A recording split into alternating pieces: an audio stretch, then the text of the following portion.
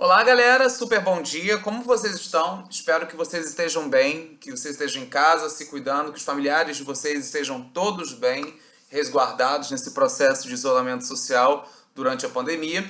Espero que tenham tido um excelente e maravilhoso recesso aí entre julho para início de agosto. Mas nós não podemos parar a nossa produção de conhecimento, ela é contínua e ininterrupta.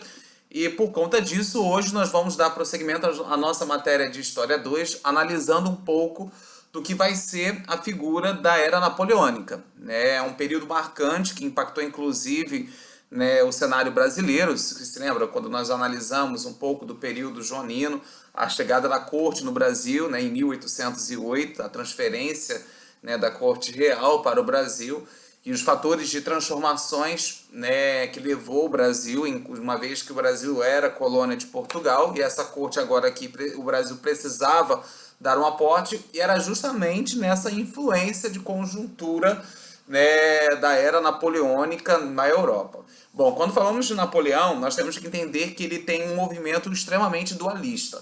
Por mais que ele fosse um chefe militar, né, ele poderia restabelecer o lado do conservadorismo, ele, na verdade, ratifica as medidas e as sanções promovidas pela Revolução Francesa, né, a partir dos grupos políticos que se alternavam no poder, os girondinos, os jacobinos. Né? Então, por conta disso, é importante destacar que ele não forma, de novo, uma sociedade de ordens, de estamentos, uma vez que eram justamente esses estamentos que geravam a desigualdade social, a desconcentração de renda, a formação de códigos para controlar as leis e normatizar os comportamentos, né, dentro do território francês, estabeleceu a formação da expansão territorial para consolidar o seu império e subordinar as outras nações.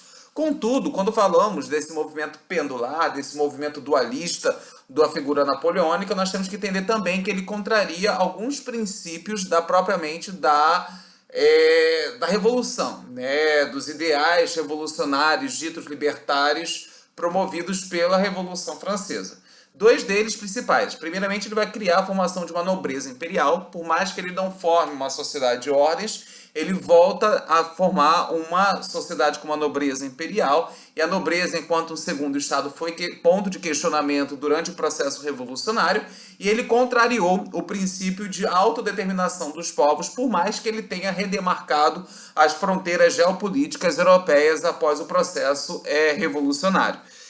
Quando falamos do governo de Napoleão Bonaparte, nós temos que entender que esse governo vai se dar de duas formas. Primeiramente, um período chamado de consulado, que vai de 1799 a 1804, e o segundo, chamado de império, onde ele tenta expandir ainda mais o seu território para subordinar outras nações. No primeiro momento, ele governa como primeiro cônsul, então ele tem o poder legislativo e controla o executivo, até porque ele não queria abrir mão das suas campanhas militares, uma vez que ele utilizava do seu discurso como massa de manobra. A sua grande conquista nesse momento do consulado vai ser sobretudo a vitória sobre a Inglaterra, que formava a segunda coligação que defendia o retorno da monarquia para o território francês. Né? Contudo, é um período de intensas transformações. É um período de equilíbrio de poder, onde Napoleão chega para o povo francês e diz que ele poderia levar a prosperidade política, o equilíbrio econômico, a tolerância, a liberdade civil, a igualdade civil e política, a liberdade de expressão, princípios, né, máximos que foram defendidos durante o processo revolucionário no território francês. Nesse conjunto de cabedal de transformações, ele começará a criar, por exemplo, o Banco da França, que se perdura até o dia de hoje, para aumentar e intensificar a onda de capital especulativo no solo francês, a criação dos liceus. E essa moldura de escola, inclusive, chega no Brasil também. Nós temos até hoje liceus no centro do Rio de Janeiro. Isso é importante também citar, né? Os liceus, na verdade, eles são uma representação máxima da formação de um governo, de um Estado francês que defende que o ensino seja laico. Então, antigamente, as escolas, né, o processo socioeducativo, ele era formado e defendido por quem? Pela Igreja Católica. Então, os alunos eles eram ensinados por padres, por freiras, por bispos, não por cardeais, porque cardeal é autopatente.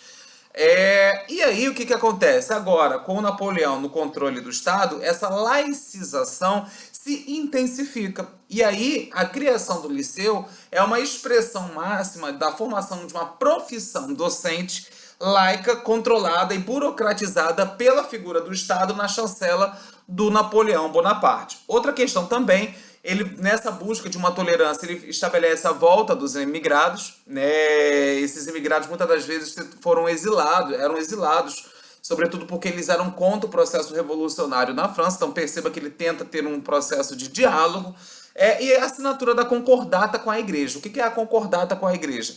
A igreja aceita a perda dos territórios que foram confiscados pelo Estado francês, ela não será mais a religião oficial do Estado, mas é a religião da maioria, né, dos franceses, né? Outra questão também, a formação de um código civil, que a gente chama de Código Civil Napoleônico, ou somente Código Civil.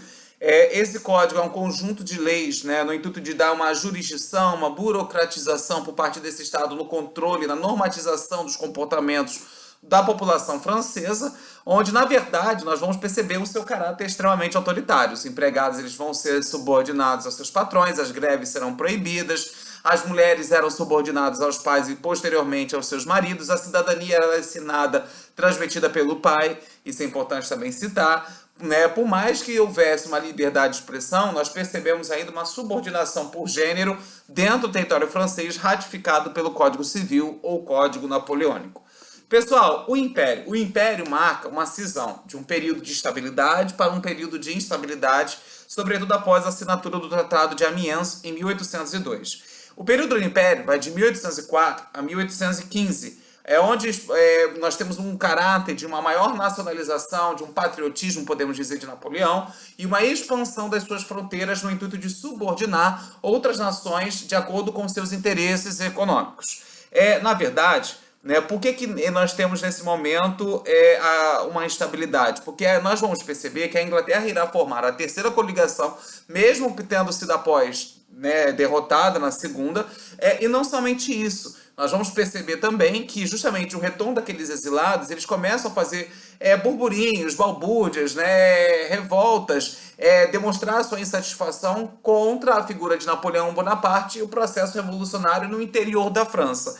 Eles começam a ganhar adeptos, isso começa a levar à formação de movimentos que há necessidade, inclusive, de Napoleão Bonaparte buscar canalizar para si uma maior tomada de decisões e centralizar de forma política administrativamente. E como ele vai fazer isso? Sendo imperador, perdendo a condição de cônsul, onde ele vai se autocoroar, sequestrando o Papa, isso também é interessante, né? Uma vez que quem consagrava os reis era a figura da Igreja Católica, e como ele era um laico, ele não defende a Igreja, e ele sabia que se a Igreja autocoroasse ele seria subordinado a essa instituição religiosa, ele sequestra o Papa e se autocoroa.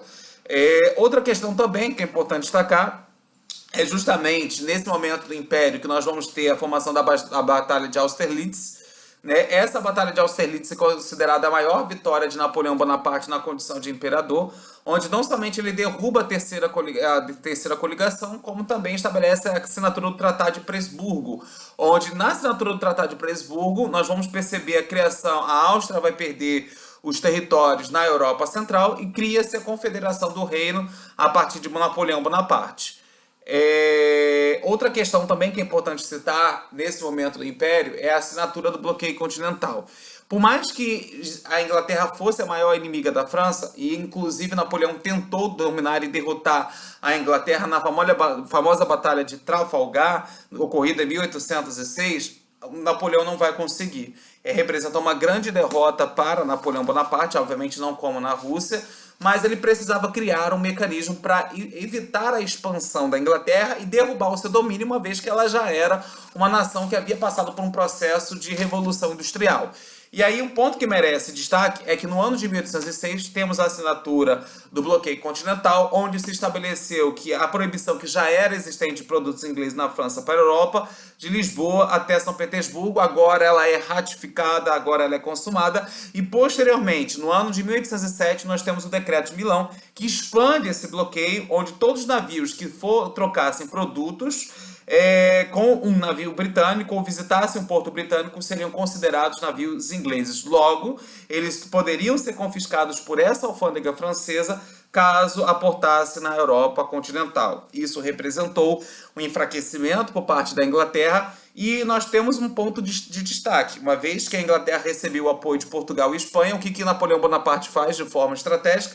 Se vocês continuarem apoiando a Inglaterra mesmo após a assinatura do bloqueio continental, eu seria obrigado a fazer o quê? A estabelecer a invasão dos seus territórios. Era apenas uma questão de tempo, porque Napoleão iria fazer isso, o que levou em 1808 a fuga da família real para o Brasil, a transferência da corte. É importante também destacar que o Alexandre I, que era o czar da Rússia, ele vai desrespeitar o Tratado de Tilsit, né, onde inclusive ele vai comercializar grãos com a Inglaterra. Isso levou um descontentamento muito grande por parte da figura, né, de Napoleão, porque ele desrespeita o bloqueio continental, e ele começa a fazer o quê? Vou invadir a Rússia, né, com grande quantitativo de aparato bélico, grande quantitativo de aparato humano, podemos assim dizer. Ele invade o território russo e perde a batalha em São Petersburgo, né, para o czar Alexandre I, porque ele não contava com o inverno extremamente rigoroso no solo russo. Então, o quantitativo desse exército, que era extremamente numeroso, volta extremamente reduzido para o solo francês, aqui eles conseguiram sobreviver. E isso representou uma grande derrota, uma das máximas derrotas que Napoleão Bonaparte vai ter. A famosa expressão que Napô caiu do cavalo. Tá ok, pessoal? Grande abraço.